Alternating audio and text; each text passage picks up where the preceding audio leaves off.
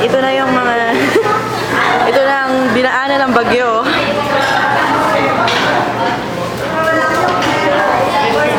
Ah, okay. Ayun pala. Lumapit daw ako. Ayan. Ay, yung KitKat. Okay. Sorry na.